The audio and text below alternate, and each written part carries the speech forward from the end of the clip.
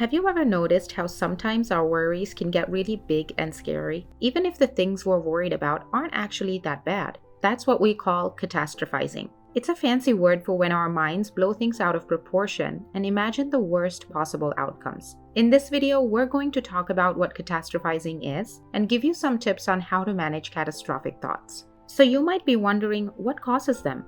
According to a 2001 article in the Journal of Issues in Mental Health Nursing, the author explains that we don't know the exact cause of catastrophizing. However, there are some ideas. One possibility is that it could be a learned response from our family and close relatives. For example, if we often see our parents or siblings reacting dramatically to everyday problems, we might learn to do the same. Another possibility is that brain chemistry could play a role.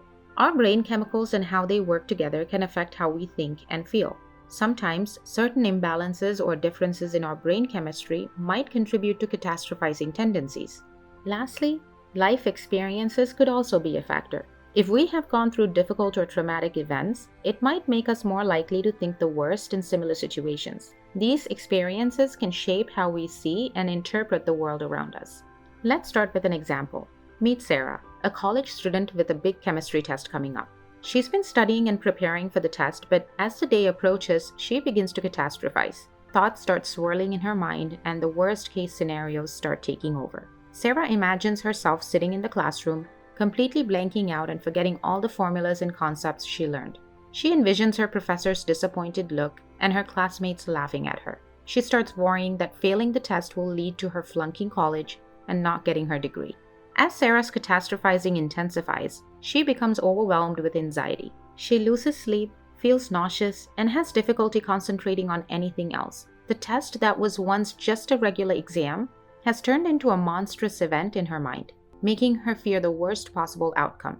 In reality, Sarah might perform just fine on the test, or even if she faces some challenges, it wouldn't have such extreme consequences. But her catastrophizing thoughts have blown things out of proportion, making her feel overwhelmed and anxious. This example shows how catastrophizing can take a relatively normal situation and turn it into an exaggerated, fear-inducing event in our minds. It shows how our thoughts can spiral into worst-case scenarios, leading to unnecessary stress and anxiety. Recognizing and challenging these catastrophizing thoughts can help individuals regain a sense of control and perspective. So what can Sarah do to stop feeling this way? Tip number 1. Recognizing and labeling the catastrophizing thought. The first step in dealing with catastrophic thinking is to become aware of it. You need to pay attention to those thoughts that make things seem much worse than they actually are. These thoughts often involve imagining the worst-case scenarios or thinking that everything is going to go wrong.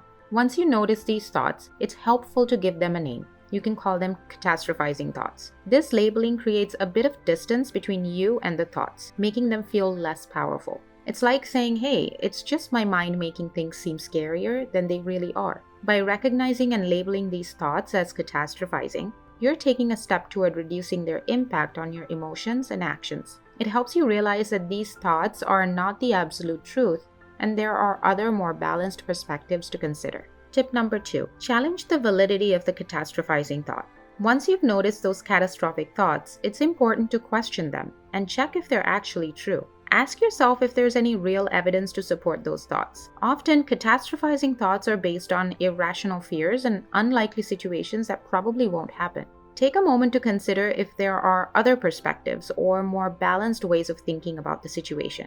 Ask yourself if there are any positive or more realistic possibilities that you might be overlooking. For example, if you're worried about failing a test and thinking, I'm going to fail and it will be a disaster, pause and think about whether there's evidence to support that thought. Have you studied and prepared for the test? Have you done well on previous assignments or tests? Remember that failing one test doesn't define your abilities or your future. By challenging the validity of these catastrophic thoughts, you can start to see them in a different light. You'll realize that they're often based on unlikely scenarios and fears that aren't supported by real evidence. Tip number 3. Practice mindfulness and grounding techniques. When we find ourselves caught up in catastrophic thinking, it often takes us away from the present moment and into a world of imagined worries and fears about the future.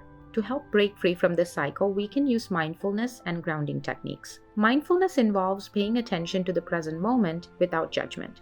It can be as simple as taking a few deep breaths and focusing on the sensation of your breath going in and out. This helps bring your attention back to what is happening right now instead of getting lost in anxious thoughts about the future.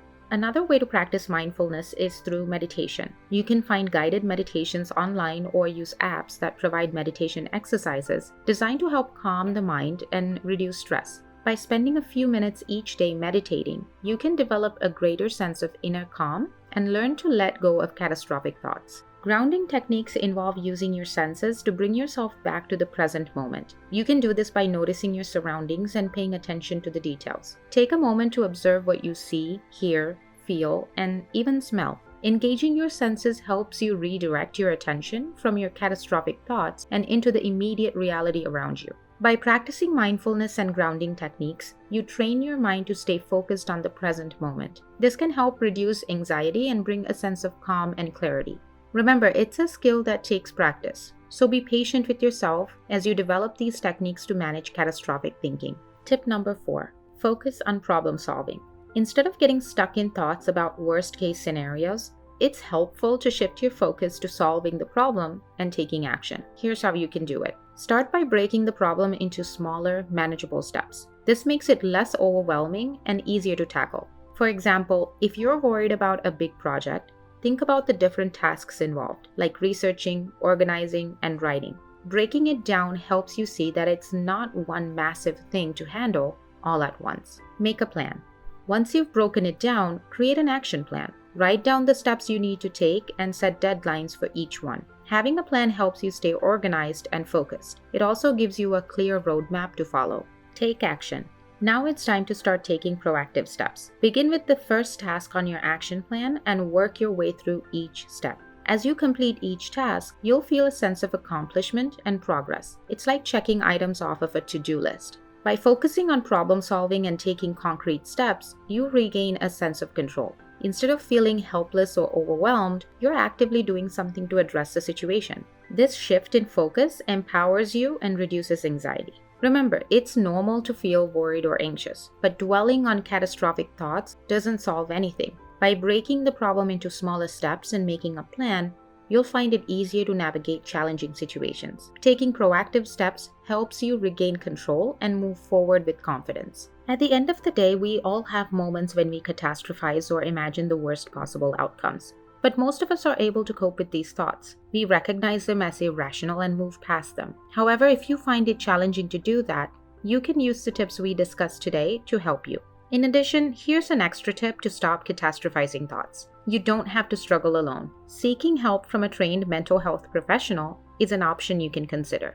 These professionals are trained to understand and support your mental well-being. They can help you identify the root cause of your catastrophizing tendencies and work with you to find ways to address it. Remember, reaching out for help is a sign of strength, and it's important to take care of your mental health just like you would take care of your physical health. So if you're finding it difficult to cope with catastrophizing thoughts, don't hesitate to seek support from a mental health professional who can guide you on your journey toward a healthier mindset.